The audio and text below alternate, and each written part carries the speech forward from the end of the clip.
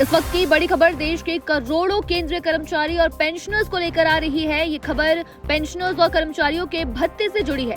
जी हां, केंद्र सरकार के 1 करोड़ से ज्यादा कर्मचारी और पेंशनर्स के लिए जुलाई 2026 में महंगाई भत्ता यानी कि डीए में बढ़ोतरी का रास्ता बिल्कुल साफ हो गया है। लेबर ब्यूरो ने जून 2026 का सीपीआई आईडब्ल्यू डेटा जारी कर दिया है, जिसके बाद अब जुलाई में होने वाला डीए रिवीजन की पूरी कैलकुलेशन पूरी हो चुकी है और लेटेस्ट आंकड़ों के अनुसार केंद्रीय कर्मचारियों को 3% की बढ़ोतरी उनके डीए हाइक में मिल सकती है, जिसके बाद डीए 60 से बढ़कर 63% तक हो जाएगा। तो ये इस वक्त की बड़ी खबर है जो हम आप तक पहुंचा रहे हैं।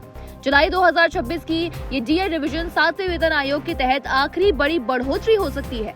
हालांकि सरकार ने 8वें वेतन आयोग का गठन कर दिया है, लेकिन उसकी सिफारिशें आने में अभी भी समय बचा है। जब तक नया सैलरी स्ट्रक्चर लागू नहीं होती है, तब तक सभी डीए रिवीजन मौजूदा 7वें वेतन आयोग के तहत ही होंगे। श्रम एवं रोजगार मंत्रालय के अंतर्गत आने वाले लेबर ब्यूरो ने जून 2026 का consumer price index for industrial workers यानी कि सीपीआई आईडब्ल्यू जारी कर दिया है। ये आंकड़ा 151.9 पर दर्ज किया गया है, जो मई 2026 के 150.8 से कहीं ज्यादा है। जून महीने का ये डेटा जुलाई में होने वाली डीए रिवीजन के लिए एक आखिरी कड़ी थी और अब सभी जरूरी आंकड़े अवेलेबल हो चुके हैं। आपको बता दें कि डीए में ये बढ़ोतरी 1 जुलाई 2026 से प्रभावी होगी, लेकिन सरकार की तरफ से आधिकारिक अधिसूचना केंद्रीय मंत्रिमंडल की मंजूरी के बाद ही जारी की जाएगी।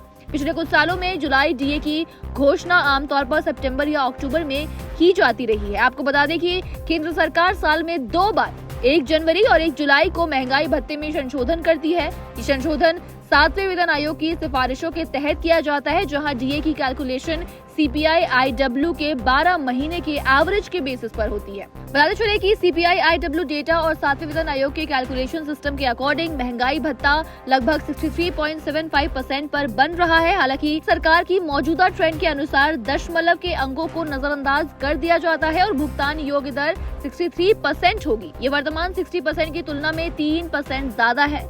कैलकुलेशन में 64% तक पहुंचने के लिए कोई भी आवश्यक आंकड़े नहीं मिले हैं और इसलिए 4% की बढ़ोतरी की संभावना तो फिलहाल नहीं है, लेकिन 3% की बढ़ोतरी जरूर हो सकती है। ऐसे में अगर ये प्रस्ताव मंजूर हो जाता है तो डीए में 3% की बढ़ोतरी हो सकती है। पेंशनर्स को भी यह लाभ डियरनेस रिलीफ यानी कि डीआर के रूप में मिलेगा और अलग अलग वेतन स्तरों पर कर्मचारियों को होने वाले लाभ की कुछ कैलकुलेशन जो है वो कुछ इस प्रकार है कि 18,000 रुपए के मूल्य वेतन वाले कर्मचारी को हर महीने लगभग 540 रुपए एडिशनल मिलेंगे। वही 35,400 रुपए मूल्य वाले कर्मचारी को करीब 1,062 रुपए एडिशनल मिल सकते हैं और इसी के साथ 56,100 रुपए के मूल वेतन वाले कर्मचारी को हर महीने लगभग 1,683 रुपए ज्यादा मिल सकते हैं। तो ये इस वक्त की बड़ी और जरूरी अपडेट है जो हम आपके लिए लेकर हाजिर हुए हैं। फिलहाल खबर में इतना ही है। खबर में आप क्या सोचते हैं, आपकी क्या राय है, हमें कमेंट्स में लिखकर